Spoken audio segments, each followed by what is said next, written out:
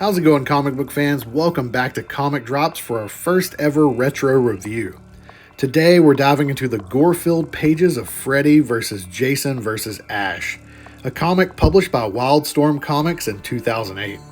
This crossover brings together three horror icons into one legendary blood-soaked battle. Written by James Katz and James Kuhoric, with art by Jason Craig and colors by Thomas Mason, this series is an awesome continuation of the Freddy vs. Jason movie, introducing Ash Williams from Evil Dead into the fray. So, what has Jason been up to? Where is Freddy? And how does Ash end up at Crystal Lake? Stay tuned to find out.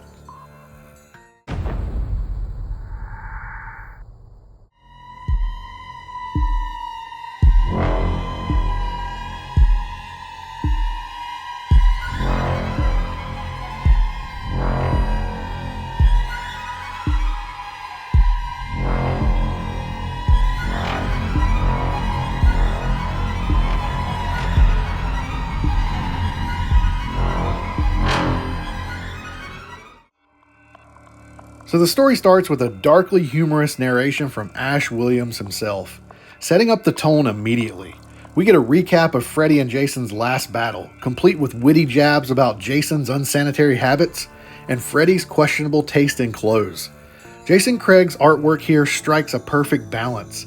His portrayal of Jason and Freddy is familiar and realistic enough to honor their movie looks, while slightly exaggerated to match the comic's tone. This intro scene is gritty, dark, and filled with the kind of cinematic close-ups that horror fans will appreciate.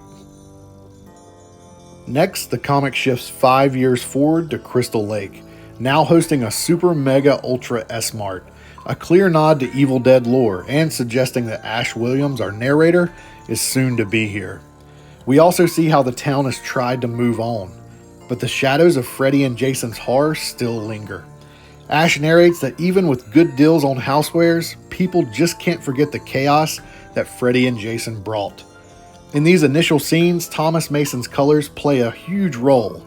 The earthy tones keep everything moody and bleak, while reds and other accents pop dramatically, foreshadowing the violence to come. And just as we're settling into Crystal Lake's attempt at normalcy, we're introduced to two familiar characters, Laurie and Will, the only survivors of the Freddy vs. Jason showdown, driving back into town. Craig's art captures their unease with tight, tense paneling as the car drives along a snowy road. They're back to make sure Freddy and Jason are really gone. But things take a dark turn fast. Laurie notices blood on a tree, and soon Jason emerges to deliver a terrifying ambush, a moment Craig illustrates with brutal clarity. Laurie's expressions of horror are visceral and realistic, heightening the intensity, as she discovers that Will has already fallen victim to Jason. As Laurie tries to escape, Ash's narration adds a grim humor to her desperation. He talks about how life or death situations can change people, hinting that she's meant to be the chosen one, a belief Ash clearly relishes. As she runs, the artwork shifts to dynamic close-ups and sweeping wide shots to capture her frantic movements and Jason's relentless pursuit. When she finds a circular saw and slashes Jason, Craig's detailed rendering of the wound emphasizes the gore, while Mason's color work keeps the scene atmospheric. The reds of the blood against the darker hues make Jason's fall from the window even more shocking and intense. But this comic doesn't hold back on horror twists. Laurie's moment of triumph is brief. She rushes downstairs, only to find Jason at the back door, leading to a deadly swing of his machete. Ash's narration here is brilliant, sarcastically calling Laurie chosen before clarifying that there's only one real chosen one, himself. It's a chilling scene, with Craig's depiction of Jason's towering figure over Laurie's doomed expression. The comic captures every grim detail, with Mason's dark color palette enhancing the horror of Laurie's final moments. Immediately after, we're thrown into S-Mart, and this is where the comedy ramps up. Customers bicker over holiday decor, and the manager has a "I Lick Jingle Balls" sign stuck to his back. This scene provides a breather, and shows the humor of Evil Dead has found its way into this horror-filled crossover.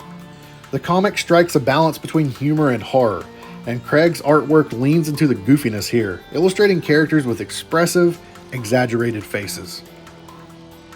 Meanwhile, Jason has his own mission. We see him dragging Laurie and Will's bodies back to a cabin in the woods, where he encounters the disembodied heads of his mother and Freddy, setting up a dynamic that we'll see throughout this series. The art then shifts to a misty, surreal flashback of Jason at Camp Crystal Lake, mocked by campers and haunted by his mother and Freddy in the most twisted of relationships. Craig and Mason work together here to create a dreamy, yet disturbing aesthetic in these flashbacks. The colors are hazy, almost ethereal, signaling we're in Jason's past, where reality and memory start to blur. We then learn that Jason's mother tells him the way to beat Freddy lies within the Necronomicon, a key Evil Dead element that connects Jason and Freddy to Ash's Deadite killing legacy. This revelation adds a sense of mythos to this comic, suggesting that Jason and Freddy might have ties to the Deadite curse. However, the true motive of Jason's mother is yet to be seen. And then we finally meet Ash himself. He pulls up to S-Mart in his classic tan car, seen in every one of Sam Raimi's movies, setting the stage for his involvement. His narration reveals his motivation. He simply wants to destroy the Necronomicon, the book that he believes is the cause of all this carnage. The last panel shows Jason watching from the shadows as Ash heads into S-Mart, and it's a fantastic visual setup, hinting at the epic clash to come. Craig's art here is shadowy and suspenseful, a classic horror trope that builds tension perfectly for this climactic moment. Overall, the story that Katz and Kuhoric crafted is simple but effective. They weave Ash's Deadite hunting history with the Necronomicon's powers into the Freddy and Jason mythology, creating an organic and believable reason for these horror icons to collide. The artwork is gritty and unsettling throughout, with Jason Craig's mix of realism and horror stylization capturing each character's essence perfectly. Mason's color palette may seem muted, but it only enhances the blood and gore, making each scene feel dark and atmospheric as it possibly can. Freddy vs. Jason vs. Ash is a crossover that celebrates everything fans love about these horror icons. The storytelling, though straightforward, brings these three worlds together seamlessly, and the artwork pulls no punches with its intensity and detail. From the cinematic framing of each chase to the grim humor in Ash's narration, every part of this comic pays homage to the legends of horror while adding its own twisted touch. So if you're a fan of Evil Dead, Army of Darkness, Friday the 13th, or A Nightmare on Elm Street, this comic is a must-read for you, giving us a taste of the epic battles we never got to see on the silver screen. Of course, let me know in the comments below what you think of Freddy vs. Jason vs. Ash issue number 1. And don't forget to like, subscribe, and hit that notification bell for more deep dives into comics. Thanks for watching, and we'll see you next time.